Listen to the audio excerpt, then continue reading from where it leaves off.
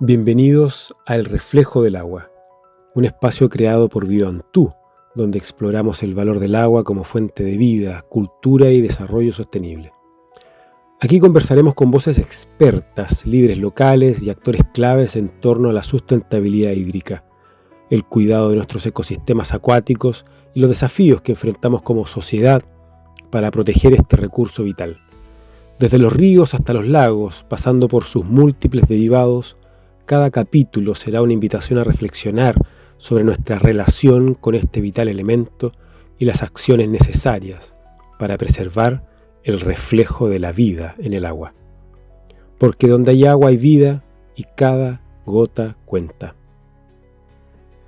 En esta segunda temporada del Reflejo del Agua tenemos el honor de conversar con Raúl Iturrieta, presidente de la Federación Nacional de la Fruticultura Familiar Campesina, FEDAFRUC. Esta organización reúne a cientos de pequeños productores del país que representan la esencia de la agricultura familiar chilena, el trabajo de la tierra, el cuidado del agua y la producción sustentable de alimentos. En un contexto marcado por la sequía, el cambio climático y la necesidad de fortalecer la ruralidad, conversaremos sobre los desafíos, oportunidades y transformaciones que vive hoy la fruticultura familiar en Chile. Soy Francisco Torres, CEO de Bioantú, y te invito a escuchar el segundo episodio de la temporada 2 del Reflejo del Agua. Mucho gusto a todas y todos los auditores, ¿no?, que nos siguen en este podcast, tu podcast, El Reflejo del Agua. Hemos estado siendo muy visitados, ¿no?, últimamente en nuestras redes, tú sabes, en Spotify y en YouTube, así que pueden seguir viéndonos. Hay muchas ya entrevistas, estamos en la segunda temporada, muy felices, y estamos de hecho en el episodio número 2, ¿no?, de la temporada número 2, y qué mejor que partir realizando una entrevista con aquellos que están sosteniendo, ¿no? Son el sostén de nuestra cadena alimentaria, ¿no? Justamente quiero introducir, por ende, a Raúl Iturrieta, quien es presidente de la Federación Nacional de la Fruticultura Familiar Campesina, la FEDAFRUC. Mucho gusto, Raúl, gracias por acompañarnos en este episodio número 2 de la temporada número 2. Hola Francisco, buenas tardes, un gusto compartir con ustedes nuestra opinión y nuestra mirada de agricultura familiar.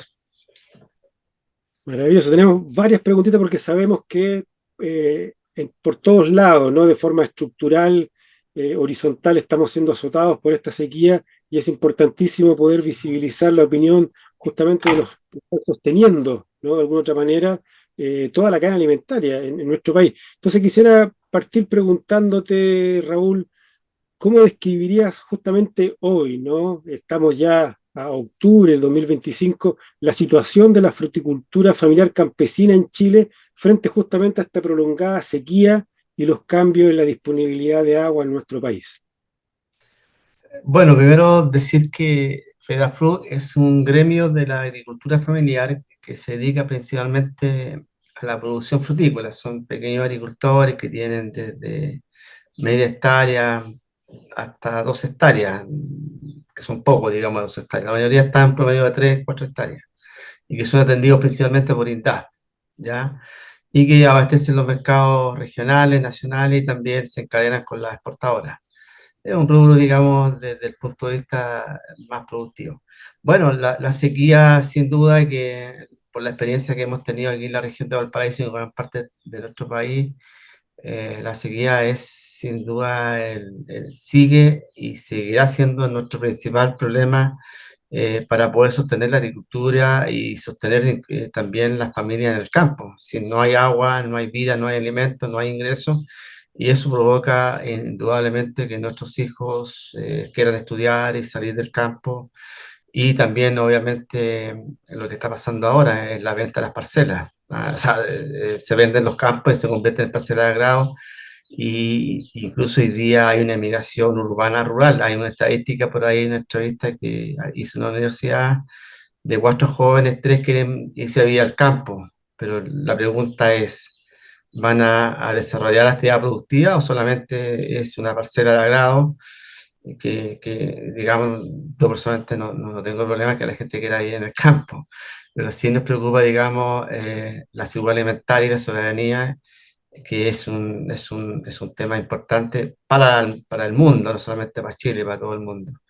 Así que Mm, esa es mm, la situación, es un tema de alta relevancia, de alta preocupación, el cambio climático y la sequía.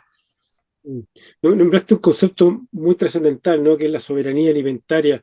Y desde ese desafío, ¿no? De poder sostener esta soberanía, ¿cuáles son los principales desafíos que están enfrentando los pequeños fruticultores en acceder específicamente al recurso hídrico para mantener la producción, Raúl? Bueno, con la sequía quedó al descubierto, digamos, para muchos con mucha sorpresa. Mira, ayer lo comentaba ahí en una conversación con los dirigentes nacionales de la Expo Rural que se inauguró ahí en el Estadio Nacional, eh, por la sequía hubo muchos matinales en la mañana que hablaban de cómo se morían los animales, especialmente el sector caprino, murió mucho animal. La ganadería caprina es muy pequeña agricultura, ¿ya? Muy atrasada tecnológicamente, de muchos aspectos. Y bueno, al no haber agua, no había pasto. Digamos, los animales se empezaron a morir, el ganado fue así. Y Mm, ahí nos dimos cuenta de que había un sector que estaba quedándose abajo de este tema, de la sequía, el cambio climático, que venía, y que todos los expertos decían que venía un cambio climático, pero cuando vimos los efectos nos dimos cuenta que estábamos prácticamente con muchas desventajas respecto a la mediana y gran agricultura, respecto a enfrentar este problema.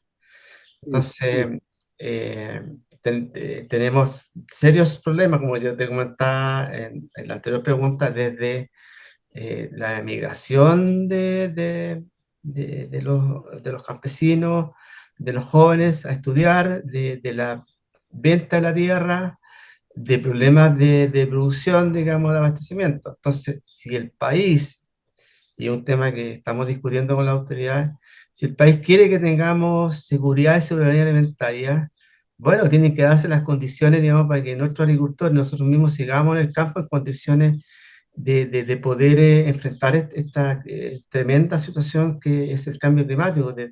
Y ahí, obviamente, que estamos al debe. Yo te digo un solo ejemplo, en la quinta región hay un solo embalse para riego, o sea, mm, no se ha construido nada. Y recién hay uno construyéndose ahí en Las Palmas, en Petorca, pero los embalses son 15 años. Son mm, 15 años, y en 15 años pueden pasar muchas cosas en la agricultura, ¿ya? mm, mm, Prácticamente hubieron zonas donde desaparecieron algunos cultivos importantes en la economía, no solamente global, digamos, de exportación, de la mediana, sino también los afectados fueron los pequeños agricultores. mm, Ya se colocaron caudolímetros que es para medir la cantidad de agua que salían de los pozos. ¿Y quiénes fueron afectados? Los pequeños agricultores. Eso quedó descubierto con la sequía y ahí se generaron mucha preocupación del gobierno, de las universidades, hubieron muchos estudios, se hablaron, yo participé en muchos talleres, la OAPR retomaron un rol protagónico en el campo, la sociedad rural, digamos, se empoderó mucho en el tema, porque se abrieron los espacios para discutir, si antes nosotros no éramos parte de las mesas. Y mm, con este mm, efecto se abrió este diálogo. Bueno, y lo que estamos hoy día hablando con ustedes, digamos que ustedes se dedican a este tema de la gestión del agua, de la sustentabilidad, ¿ya? mm, mm. Oye, Raúl, justamente mencionaste la sociedad rural, ¿no es cierto?, el empoderamiento de las comunidades. Y en ese sentido, frente a esta situación, el contexto que muy bien estás describiendo, ¿verdad? Las comunidades en sí, ¿qué tipo de gestión local están pudiendo lograr con las asociaciones de canalistas, con las organizaciones campesinas en general? ¿Ha habido una gestión local que está emergiendo de alguna manera frente a este contexto? Mira, una de las lecciones, obviamente, además de la necesidad de inversión como te decía, en embalses, desalinización, la tecnificación, que nosotros es una prioridad, la energía fotovoltaica en el uso de energías para el riego, por ejemplo, el tema de la gobernanza del agua, Mm, ¿ya? Antes de los impactos de la sequía era como que el gobernador o el intendente en su tiempo, con los alcaldes y con la junta de canalistas, ese era el diálogo sobre el agua. Y nosotros solamente éramos espectadores de una situación, digamos. Ya, Mm, acá, por ejemplo, te puedo decir, si aquí se echa a perder yo soy parte de una PR de 1.000 familias rurales, se echa a perder una bomba, si tú no tienes plata en el ABR, te puedes quedar sin agua, porque el Estado responde muy lento frente a eso. El Estado tiene un mm, rol de hoy día asegurar el agua, tiene que actuar rápido. Hoy día con este tema de la gobernanza, que yo creo que es uno de los principales, yo diría uno de los principales elementos que quedó de esa problemática, de esa situación, es que tenemos que tener un espacio de diálogo muy local, hacia arriba, local, y a la vez horizontal con las autoridades, ¿ya? Nos tenemos que juntar con todas las autoridades llegaban generalmente a conversar, como yo te decía, conversaban con la Junta de Vigilancia, conversaban con los alcaldes, con los gobernadores en su tiempo, y de ahí no había mucho vínculo con los APR. Hoy día es al revés, hoy día hay mucho vínculo con los APR y se han generado soluciones, te lo puedo decir, pero te lo puedo decir, las soluciones han venido de los APR y no precisamente de la institucionalidad técnica del Estado. ¿Ah? mm, Porque mm, nosotros estamos acá, pues somos aquí, hoy día se están construyendo pequeños tranques para acumular agua cuando se echa a perder por ejemplo, una bomba.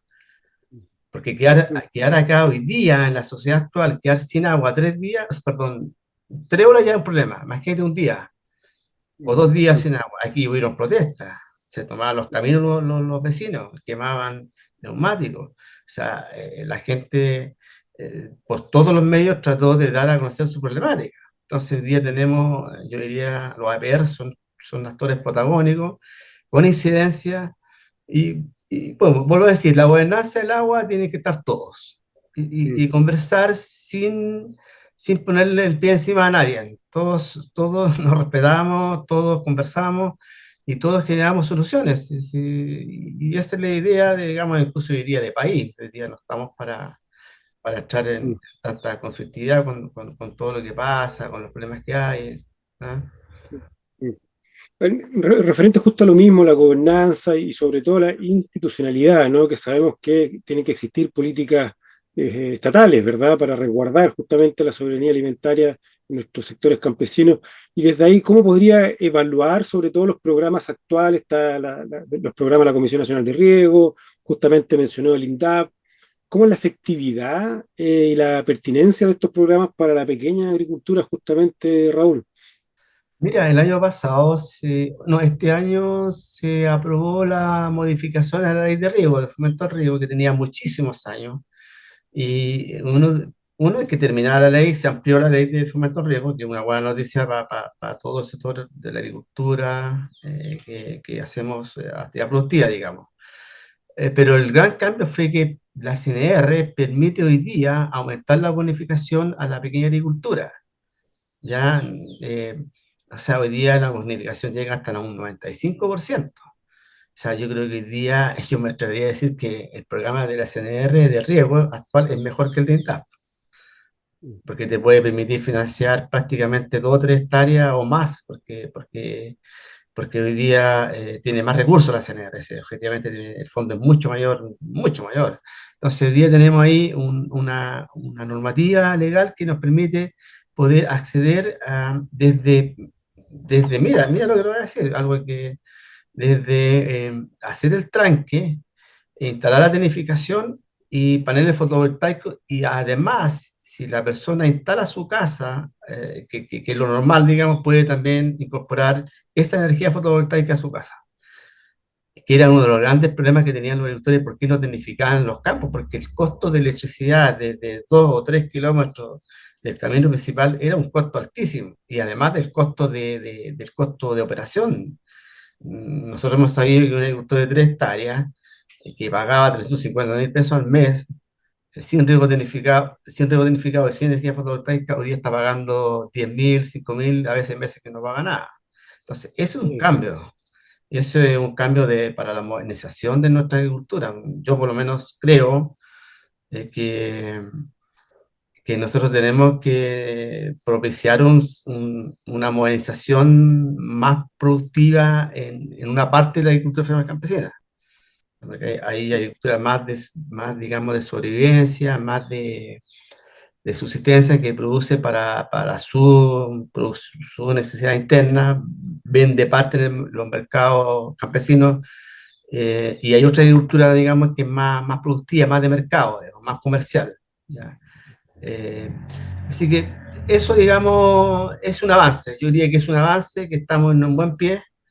Eh, es un, es una ley que se demoró más de 35 años en cambiarla. O sea, imagínate.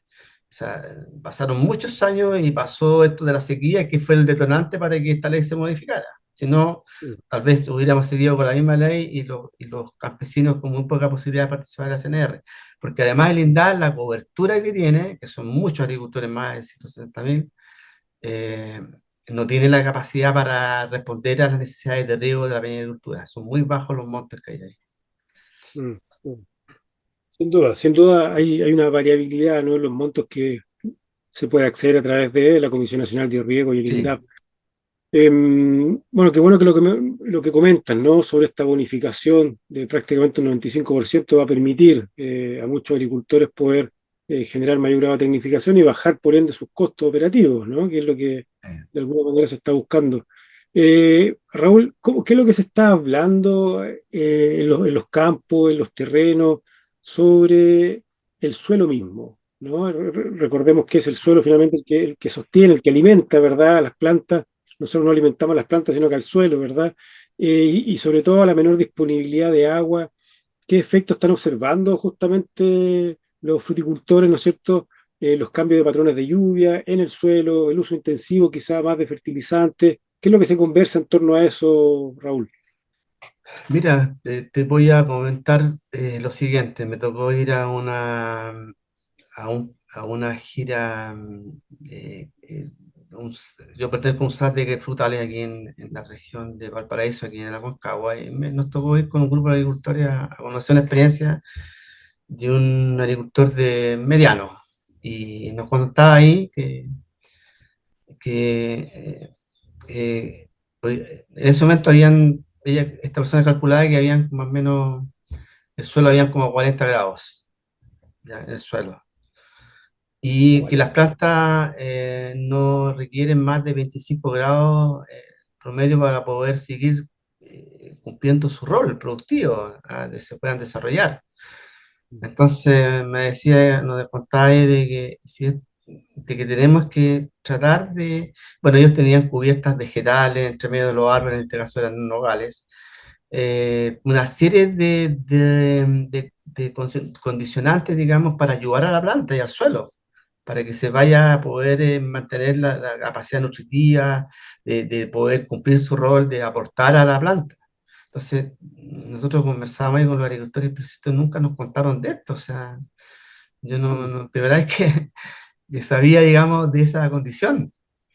Tal vez antes, como el cambio climático no era tan violento, tal vez no era un problema, pero hoy día es un problema. Entonces, lo que yo voy es que hoy día necesitamos tratar de dar a conocer, de traspasar conocimientos técnicos, capacidades, informar, no sé, de la importancia que tiene el suelo hoy día para el desarrollo de nuestras plantaciones, nuestras hortalizas y todo lo que se produce, que en el fondo son alimentos. Nosotros somos en esencia productores de alimentos. ¿Ya? Y hoy día tiene esa relevancia de la tierra. Yo me acuerdo que en el PENAT, yo no tengo riego tecnificado todavía, espero luego tenerlo. Teníamos unos cultivos que nos daban el agua 7 días, entonces cuando el agua llegaba ya, llegaba el agua a los 3 días estaba seco el camellón donde estaban las plantaciones. Y empecé a colocar todo lo que es la capa vegetal entre medio de las plantas, y la planta volvió, po.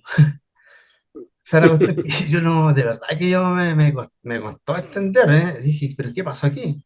Claro, porque pusimos una capa vegetal como no sé, unos 10 centímetros de todos estos desechos que uno a veces va quemando, y los colocamos entre medio de las plantas, y la planta volvió porque yo produzco hierbas condimentarias, romero, tomillo, orégano, todo eso también. y, y las plantas pudieron soportar en mejores condiciones entre un riego y otro, que eran 7 días. Entonces, mm, es algo que yo descubrí, digamos, no fue verdad, alguien me dijo, fue un técnico me dijo, haz esto, me dijo, no botes mm, los desechos vegetales, no los quemes y incorpóralos en el campo. Bueno, y de hecho hoy día en las plantaciones de durazno estamos colocando alrededor de la planta cubiertas vegetales y vamos a hacer también estas cubiertas entre las plantas, digamos. Entonces, ahí hay un tema de conocimiento, de traspasar primero, de sensibilizar y a los agricultores de estas prácticas. Yo creo que nosotros en general somos cuidadores de la naturaleza, somos cuidadores. Nos falta asociar lo técnico, ¿ya? mm, Porque cuando esta persona que era agrónomo, dueño del campo, estaba haciendo eso, ella sabía técnicamente que eso era bueno. Nosotros lo sabemos por mm, una cosa de aprendizaje, mm, ¿ya? De mm, conocimiento, yo lo aprendí en ese momento, mm, ¿ya? Porque yo vengo de un recambio de agricultor. Yo vengo de mi papá, yo pasé, entonces yo estoy ya tengo la responsabilidad de empoderarme, digamos, del manejo del campo, de los cultivos, ir aprendiendo, meterme en internet, consultar a los técnicos y bueno, y asumir este desafío. El cambio climático, como te digo, para nosotros es la principal amenaza, sin duda es la mm. principal amenaza, y dentro de la principal amenaza es la sequía, pero también la falta de conocimiento que teníamos de cómo enfrentar esto. ¿Mm? Mm. Qué interesante lo que menciona Raúl. En ese sentido quisiera ampliar un poco la pregunta porque, bueno, te cuento, yo además soy docente, de hecho participé como docente en el primer diplomado de agroecología que realizó el Ministerio de Agricultura para sus funcionarios. Me tocó ser Ya, docente de manejo hídrico, ¿no? Actualmente soy docente de manejo hídrico en diplomado de agroecología en algunas universidades. Y en ese sentido, encuentro yo que es de suma importancia extender la pregunta, ¿no? Dentro de la agricultura campesina, ¿estamos en condiciones de avanzar hacia esos modelos más sustentables como la agroecología, la misma tecnología natural que mencionabas tú, como para poder mantener los suelos más húmedos con cobertura vegetal? ¿Hay un traspaso por parte de los técnicos a nivel general, no solamente puntual, como el que mencionabas tú recién, Raúl? mira, esa es una tremenda pregunta que requiere mucho debate público-privado, mucho debate, porque mira, yo soy de una nueva generación de agricultores. Estudiamos, yo estudié algún semestre en agronomía, nos hemos capacitado, vamos a los mercados, conocemos. No es la generación de hace 40 años que recibía asesoría técnica y era eso. Hoy día uno puede contraponer opiniones. Mira, yo creo que sí debemos avanzar hacia una agricultura mucho más sostenible y sustentable desde el punto de vista social, económico y ambiental. No es solamente ambiental, porque yo te digo, un agricultor puede producir ser orgánico, pero si no tiene mercado, eso no va a tener ninguna retribución económica, ¿ya? Yo puedo decir, yo hago un esfuerzo en producir alimentos sanos, nutritivos, sanitos para los niños, para la familia que está en una ciudad, lo hago, pero también yo necesito que exista una cierta retribución económica por lo que yo hago, que hoy día no está claro eso, ya no Mm, está claro, o sea, yo puedo producir alimentos, pero no tengo asegurado, digamos, una cierta seguridad económica por mis productos. Entonces, eh, el modelo tiene que ser discutido. Yo creo que el que quiera hacer agroecología que lo haga, el que quiera hacer algo, producción orgánica que lo haga, y deben haber recursos para eso, pero con nombre y apellido, ¿ya? mm, mm, Ese agricultor va a tener ciertos apoyos técnicos como profesionales, para que tenga acceso a bioinsumos que son más caros, que tenga mercados para esos productos y que existan mm, ojalá en los supermercados o en mismo Santiago mercados agroecológicos. Que la gente mm, sepa que esos mercados están ahí porque la tendencia a ir a La Vega y comprar cosas baratas, mm, ¿ya? mm, Entonces, en la medida que la gente sepa que existen mercados agroecológicos, que existen productos con esas condiciones, digamos, que tienen menos pesticidas, ojalá ninguno, mm, perfecto.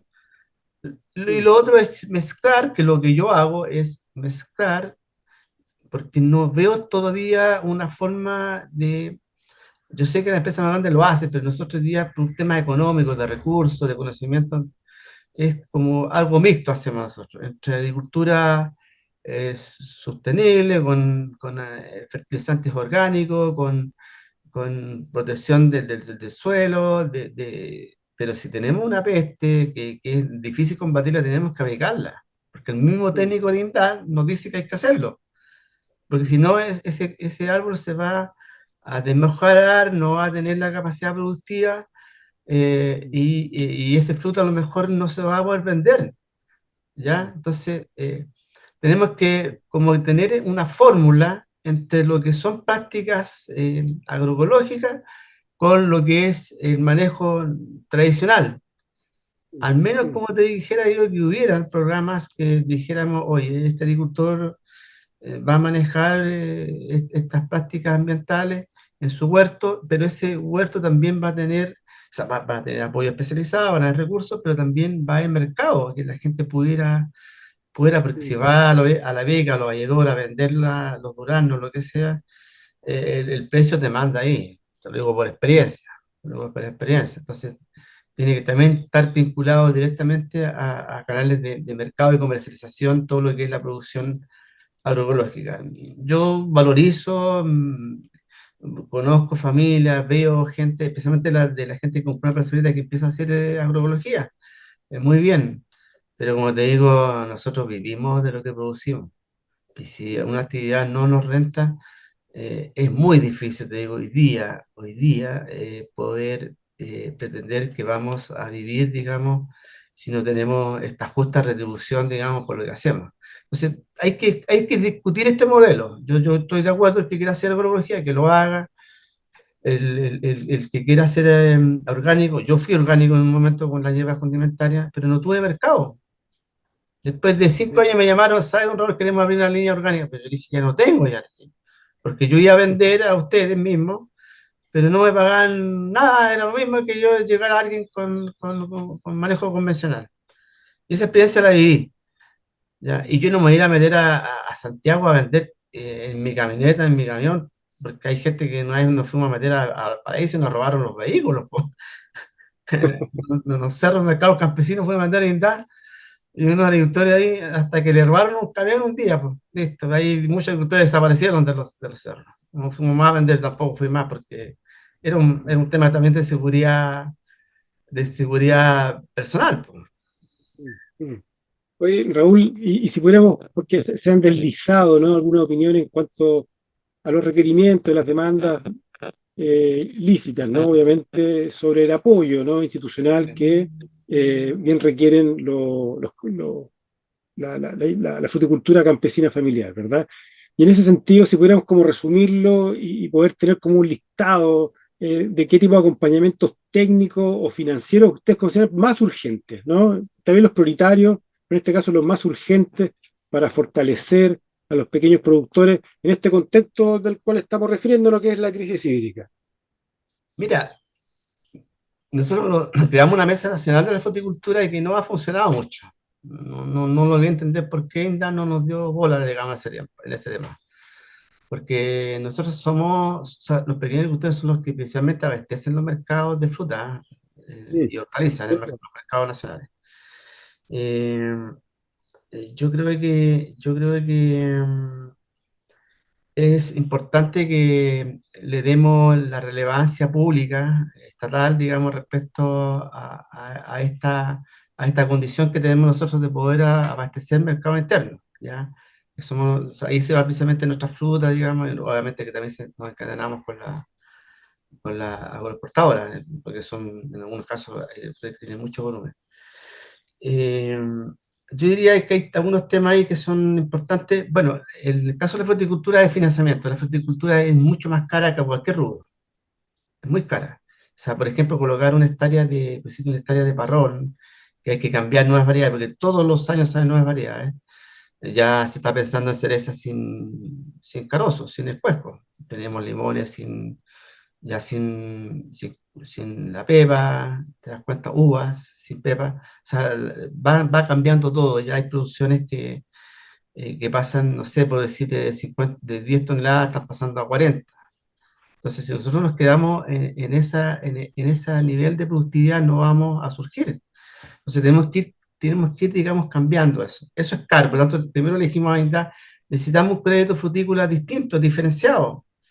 Y yo no voy al banco, el banco te va a pedir, por la facturación que tenemos, los pequeños agricultores tienen un límite. Y cualquiera que va al banco sabe que es así.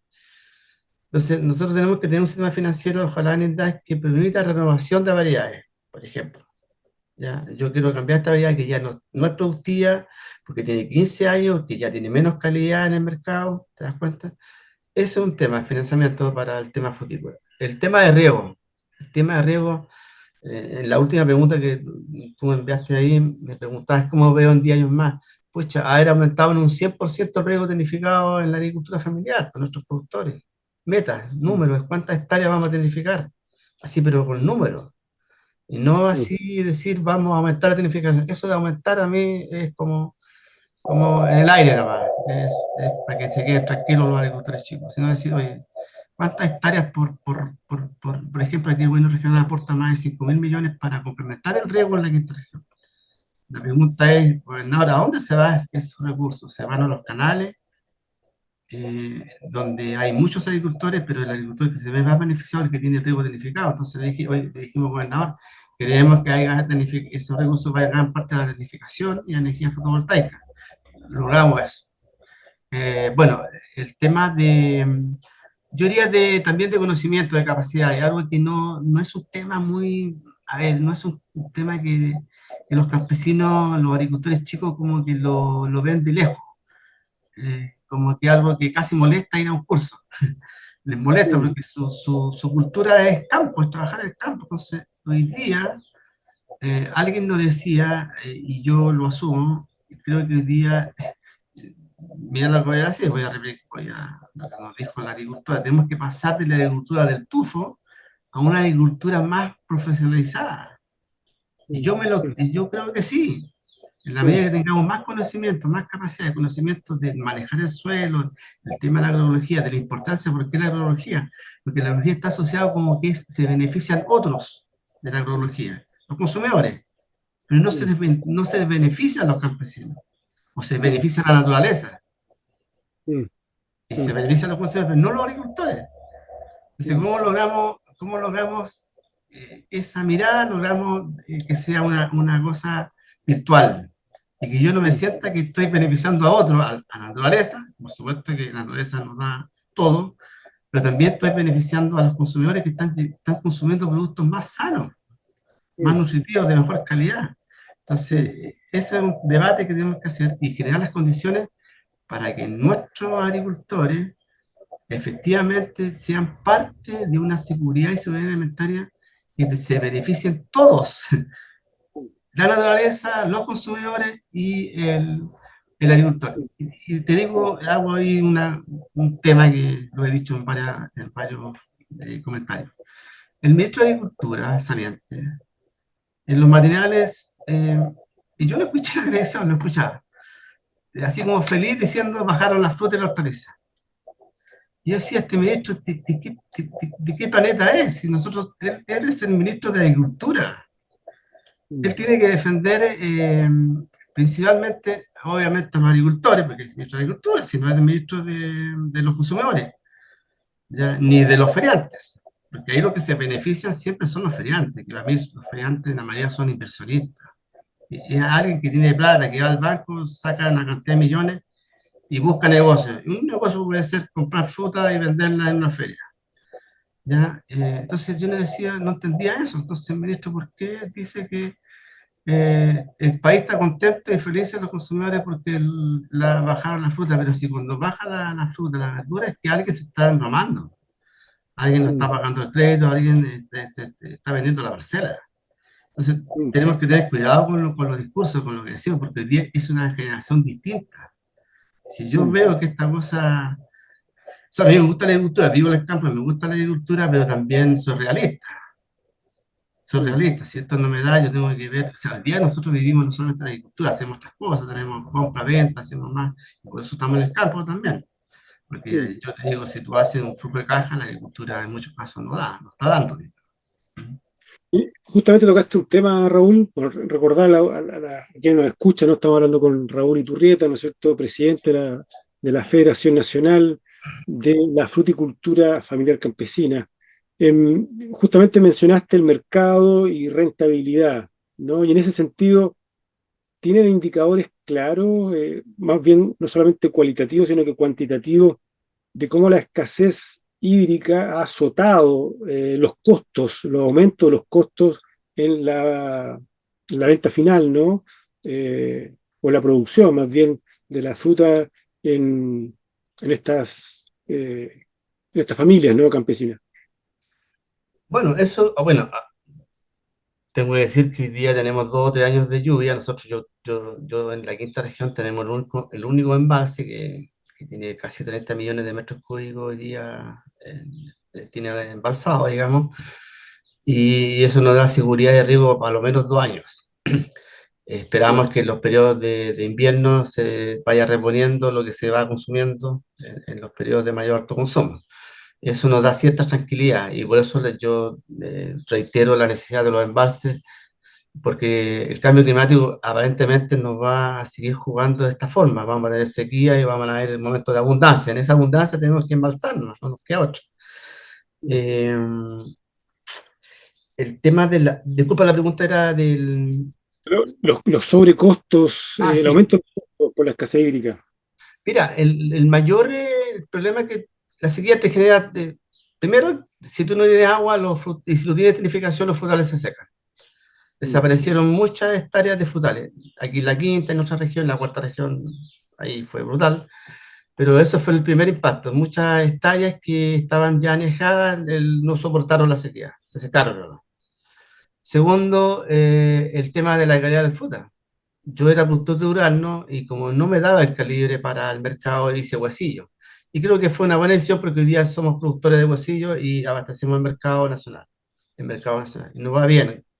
Yo reconozco que logramos superar ese problema con el valor agregado. Y por eso hoy día hay un programa en el gobierno regional con el CREA, que es el Centro de Productos eh, Saludables.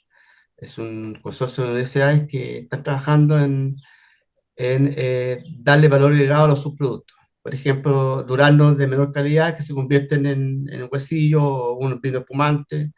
Y hay una sociedad sucesivamente de productos hoy día de descarte. Por ejemplo, hoy día hay mermelada cero ya de descarte, que antes mm, se perdían, no se vendían, se perdían.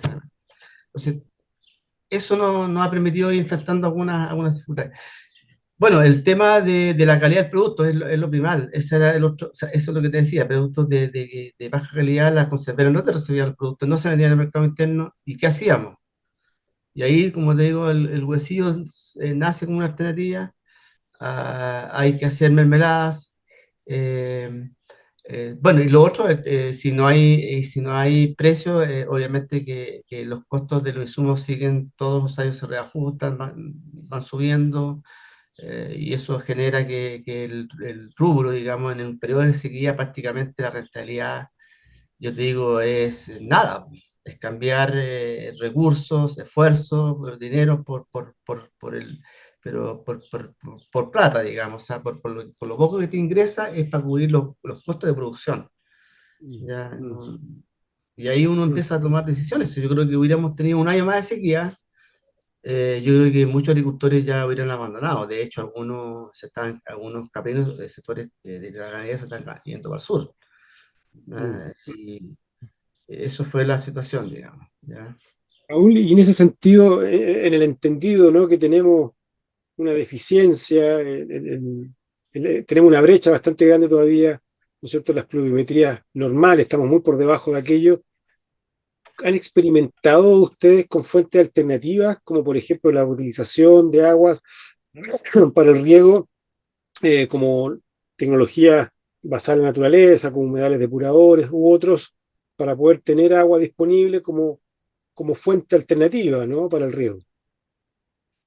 Mira, aquí yo voy a hablar por la región, la quinta región, y una experiencia del sur. Bueno, para el sur es más fácil, digamos, tener más alternativas. Tú tienes agua lluvia, Mm, hay, bueno, el recolector de estas cosas de recolectores de malla, de agua que recolectan, digamos.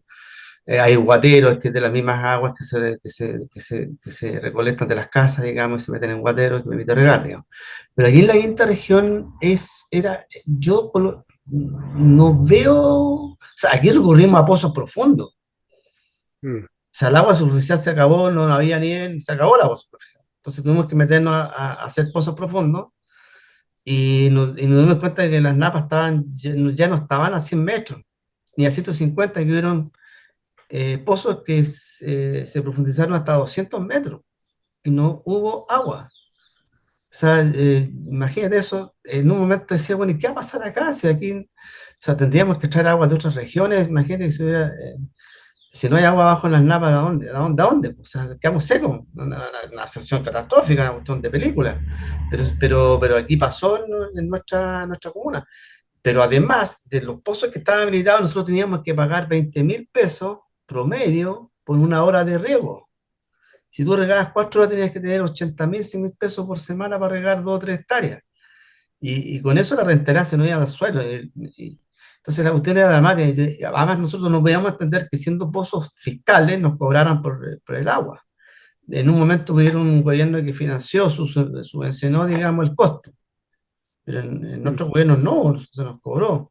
Entonces hay que estar, ojo con no solamente pensando mm, en la tecnificación, sino pensando en que en algún momento podemos pasar 10 años más de sequía y no haber agua ni siquiera en la napa subterránea. Entonces, ahí mm, entran a ver los embalses, la desalinización de agua, que yo creo que sí debo avanzar con toda la protección ambiental, con todos los requerimientos que deben cumplir las empresas en ese sistema, pero debemos tener un sistema de seguridad de agua.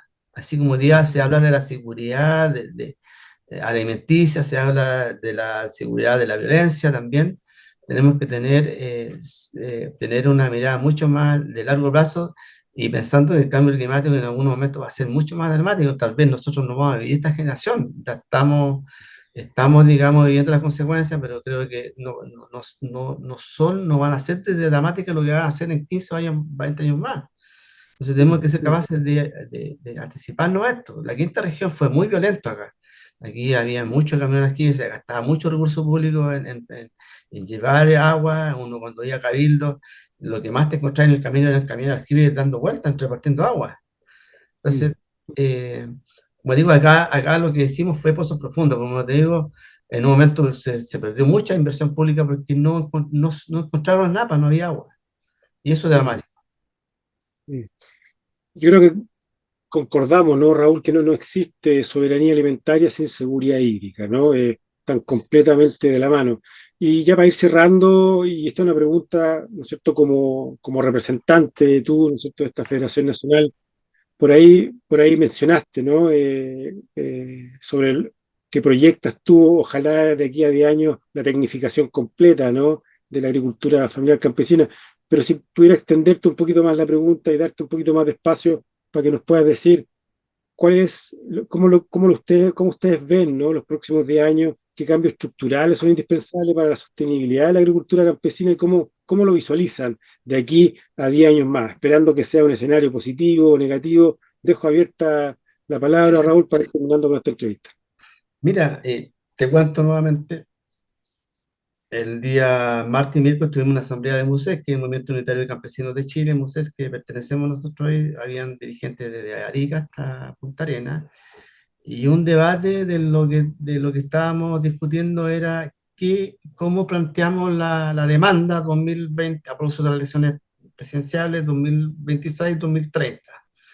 Eh, ¿Cuáles son nuestras demandas? ¿Cuáles son nuestras solicitudes, digamos, a la autoridad de gobierno?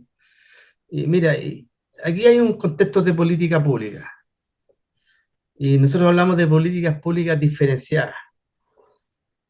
Tiene que haber una mirada distinta, digamos, no es que seamos distintos, somos un sector, digamos, del mundo rural, de la agricultura familiar, parte de la ruralidad, que nuestro principal rol es la producción de alimentos, y yo agregaría todo lo que es el tema cultural, el tema de las tradiciones, que son parte del mundo rural.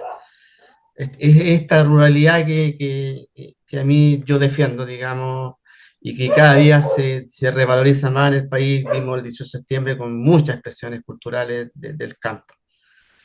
Eh, Primero, este contexto de la política pública, que existan políticas públicas diferenciadas. Y te refiero y te hablo dos temas. Logramos la CNR cambiar la ley y esa fue una política pública diferenciada. Hoy día tenemos sus pequeños programas para jóvenes rurales, financiamientos rurales. Eh, Tenemos hoy día transición agroecológica. Es una política diferenciada, focalizada en INDA. El tema de innovación y asociatividad que tú lo planteabas en una pregunta acá. Ahí tenemos debilidades. La tecnología, la innovación no está al alcance de la pequeña agricultura. Es una investigación, es más vinculada a investigación que a la aplicación de la innovación. Yo quiero que la innovación me sirva a resolver problemas. Si hay otra área que se dedica a la investigación, que sea otra área. Pero hay innovación agroalimentaria. Tenemos que tener innovación agroalimentaria. Desde el punto de vista del tema hídrico, no sé por qué no podemos introducir nuevas variedades, hacer pilotos acá en las comunas, con riego tonificado, energía fotovoltaica, que la gente vaya a ver, que visualice si el mejor aprendizaje cuando uno va a un día de campo y ve la experiencia. Mm, ¿Ya? Bueno, el tema de la tecnología, yo soy partidario de la tecnología, hoy día hay una revolución tecnológica y Chile en eso yo diría, somos bastante avanzados eh, y poder, digamos, generar todas las condiciones posibles para que esta agricultura que hacen miles de agricultores pueda seguir aportando en su rol como digo, de producción de alimentos, cuidar el medio ambiente y resguardar nuestra ruralidad, digamos. Ese es como un concepto global, digamos. Por eso digo que para mí lo esencial es que podamos tener esta sensibilidad, digamos, de todos, de que nosotros requerimos de políticas públicas diferenciadas y que nos abordemos, digamos, a resolver estos temas de la sequía. Yo de verdad te digo que si en un momento aquí había conflictos, aquí habían, las comunidades se tomaban el campo, perdón, se tomaban los caminos, había gente que quería incendiar los árboles. O sea, estuvimos a punto de, no sé, si hubo aquí problemas sociales, también podemos llegar mm, por el agua, podemos tener muchas peleas, o sea, muchos conflictos violentos, a eso voy, ¿ya? mm, Entonces, eso fue falta de diálogo, de gobernanza, de interés por nuestro sector. Si no hemos aprendido de eso, vamos a caer de nuevo en lo mismo. Yo estoy seguro de que yo no quiero eso, pero hoy día la gente va a reaccionar. Entonces, lo que tenemos es que ser capaces de poder construir estas políticas públicas y de poder abordar el tema del agua desde el consumo humano, fortaleciendo los APR, las capacidades de almacenamiento de agua, hasta que los agricultores puedan, digamos, eh, poder mantener su actividad productiva. mm, Y ojalá, como te digo, nunca más en Chile que alrededor de los cerros que se producen, paltas, limones, todo eso, que yo no tengo problema con eso, yo soy partidario de que la economía nuestra sea pujante, pero que todos nos beneficiemos, existan comunidades sin agua. Eso mm, nunca más. No, no, mm, nunca más en Chile debería pasar eso. mm, mm, mm. Bueno, Raúl, te agradezco muchísimo, muchas gracias. Estamos, recuerden, con Raúl Iturrieta, presidente de la Federación, ¿no?, Nacional de la Fruticultura Familiar Campesina. Te agradecemos muchísimo por este espacio, por tu dedicación, por tu inspiración y yo creo que está claro, ¿no?, que el futuro se escribe con agua, ¿no? Y qué mejor representación que lo que tú acabas de mencionar. Y esperemos que la agricultura familiar campesina siga, ¿no es cierto?, surgiendo y que de aquí a 10 años más realmente tengamos un escenario virtuoso, ¿no?, para ustedes y por ende para nosotros como los consumidores de todo lo que ustedes producen y el esfuerzo que ustedes tienen en sus campos. Así que te agradecemos mucho, Raúl, de parte de la organización que represento, Vivantú. Te agradezco este espacio y muchas gracias por tu tiempo. A ustedes que abren este espacio para que podamos nosotros expresar nuestros puntos de vista. Muchas gracias. Muchas gracias, que esté muy bien. Gracias, bueno, Chao, a todas y chao. todos que nos escuchan. Terminamos un nuevo capítulo de El reflejo del agua.